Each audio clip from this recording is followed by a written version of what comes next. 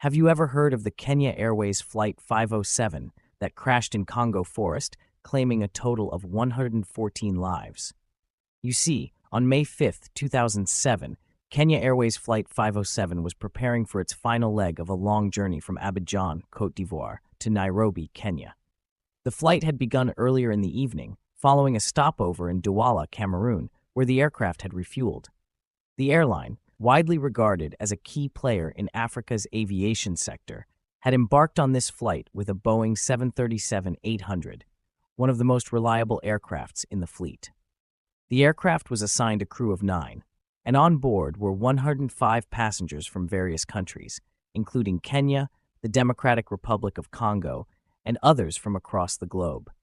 Among the passengers were tourists, business professionals, and students, all of whom had embarked on their journeys with hopes for a smooth flight. Little did anyone know that this night would end in tragedy, with all 114 people aboard perishing in a crash that left deep scars not only on the families of the victims, but also on the national consciousness of Kenya. As the